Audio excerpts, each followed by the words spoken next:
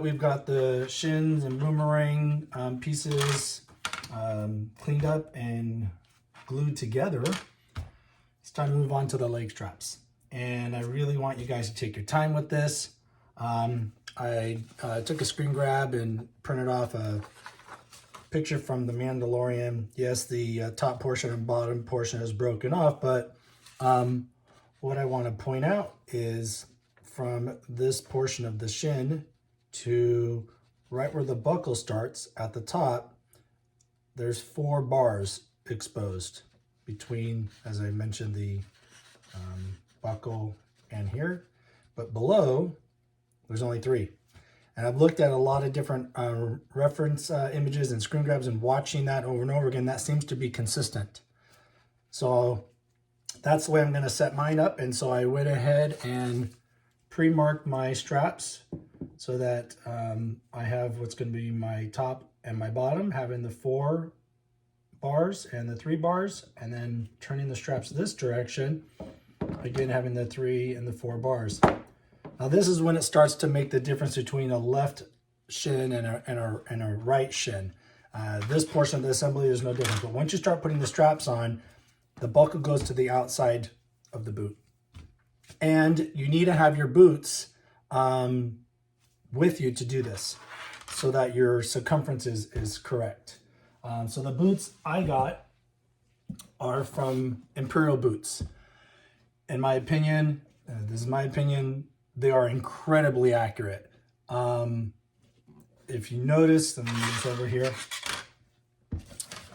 In this picture, you'll look at the screen grab, you can faintly make out the stitching right here, the rectangle stitching, and my picture cut off, and right here, the buckle is squared off.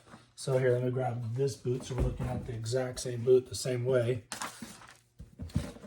You can see the square stitching, and the buckle stops at a blunt stop. It doesn't fold in, it doesn't have a double stitch, it's just a straight cut on the end of the buckle here.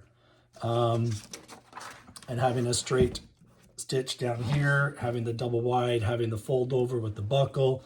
If you watch The Mandalorian when they're going out of the window, you get some really good images of the boot. And I think Vince did and his team did an amazing job on these.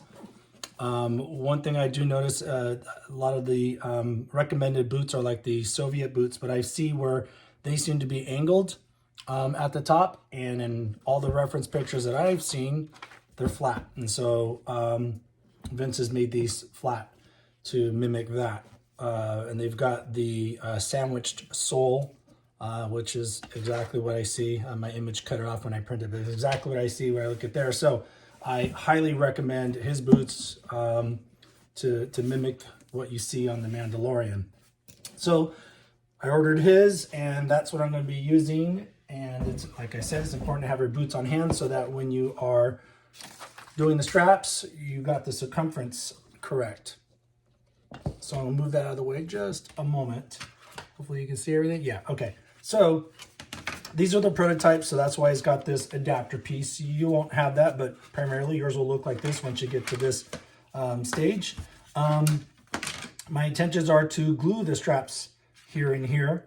So I'm going to sand this area. I didn't do that yet, but I will do that. But for instance, this being the top 4, what that means is I've counted out from here 1, 2, 3, 4 bars, and that's going to end up sitting right there. So that recessed groove fits right into that return edge, just like that, which means that's going to be gluing on that half.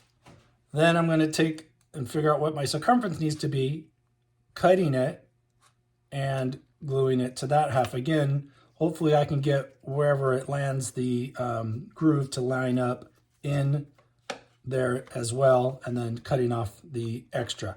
All right, so that's what I'm trying to achieve for the top and the bottom, and then having the buckles on the opposite side to create the other leg.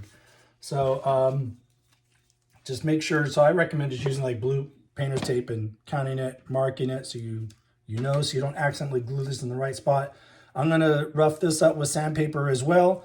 Make sure that you clean all of your flexible straps and parts with Dawn liquid soap and warm water. And make sure you've cleaned the vac form parts with rubbing alcohol or Dawn dish soap, but I prefer the rubbing alcohol. It gets rid of anything. And then sand it and keep the area clean so that when you're gluing these together, you get the best bond possible. So let me go sand those, prep that, and then we'll return for the actual assembly.